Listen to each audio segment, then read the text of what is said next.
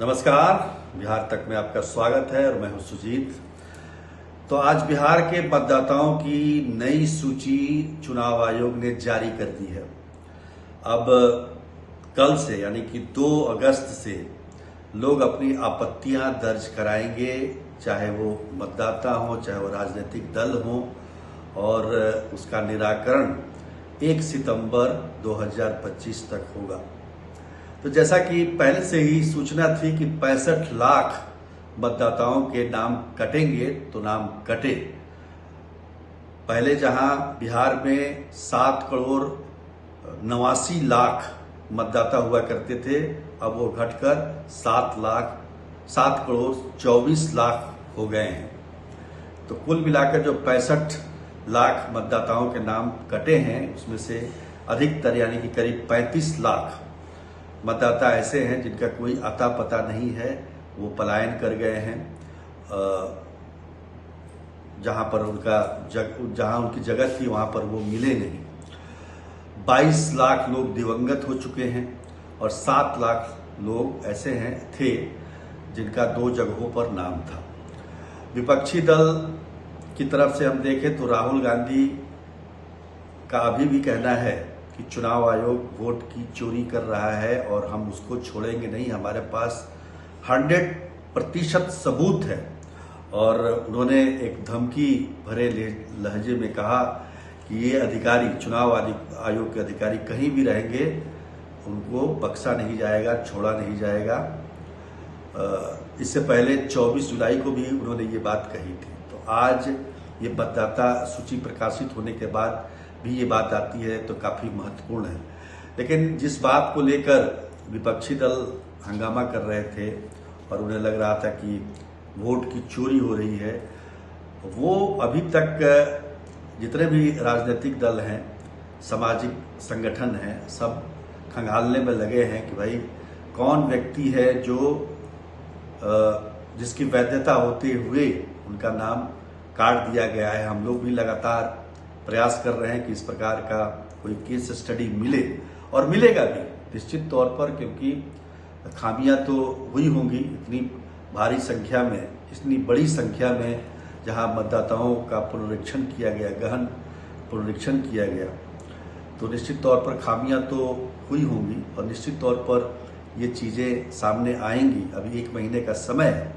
लेकिन फौरी तौर पर अगर देखा जाए तो जिसकी आशंका व्यक्त की जा रही थी, खासतौर पर कहा जा रहा था कि विदेशी घुसपैठी है, यानी कि बांग्लादेश, रोहिंग्या के जो नागरिक हैं, जो घुसपैठिए हैं, उन्होंने बिहार में आकर मतदाता सूची में अपना नाम दर्ज करा लिया है।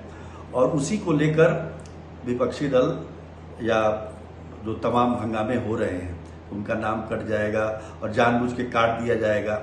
हालांकि चुनाव आयोग की तरफ से इस तरह की आशंका व्यक्त की गई, लेकिन अभी तक कोई ठोस सबूत आया नहीं।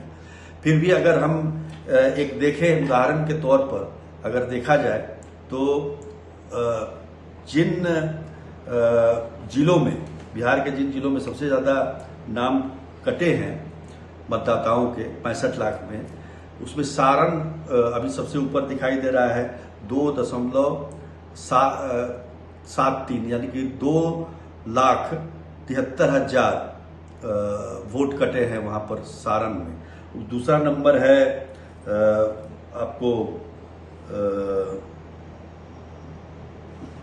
भागलपुर का, जहां 2,44,000 वोट कटे हैं। पश्चिम चंपारण में 1,91,000 और किशनगंज, जो कि हम सीमांचल से अगर लें उदाहरण के तौर पर, तो 1,46,000 वोटर वहां पर कटे हैं। इसी तरह से सहरसा में 1,31,000, सुपौल में 1,28,000। अभी और सूची आनी बाकी है। लेकिन अगर फौरी तौर पर हम किशनगंज की चर्चा करें, क्योंकि खासतौर पर सीमांचल को लेकर काफी आशंका व्यक्त की जा रही थी कि वहां ज्यादा संख्या में वोटर, नाम कटने वाले वोटर होंगे, तो उस लिहाज से देखा जाए तो 1,46,000 वोटर जो है, मतलब उसमें कुल अगर वोटरों की बात करें तो 1,45,913 वोटरों के नाम काटे गए हैं किशनगंज लोकसभा क्षेत्र में। और इस लोकसभा क्षेत्र में कुल मिलाकर 4 विधानसभा क्षेत्र आते हैं, जिसमें किशनगंज हो गया, ठाकुरगंज हो गया, बहादुरगंज हो गया और कोचा धामन हो गया। इसमें सबसे ज़्यादा जहाँ पर नाम काटा गया है वो किशनगंज का है। करीब 49,340 वोटरों के नाम कटे हैं एक विधानसभा में, किशनगंज विधानसभा में। और सबसे कम जो कटा है वो ठाकुरगंज से कटा है, वो 29,277 वोटरों के नाम कटे हैं। उसी प्रकार बहादुरगंज में 36,574 और कोचा धामन में 30,732 जो मतदाता हैं उनके नाम काटे गए हैं। कुल मिलाकर 1,45,913 वोटरों के नाम कटे हैं। इसमें से जिसके भी वोटर के नाम कटे हैं, अगर वो वैलिड है, वैध है, तो इसमें अपील कर सकता है। 1 महीने का समय है। कुल मिलाकर देखा जाए तो इन चारों विधानसभा में 12,31,910 मतदाता हुआ करते थे, जो अब घटकर 10,85,956 के करीब में मतदाता हुए हैं। तो ये स्थिति है।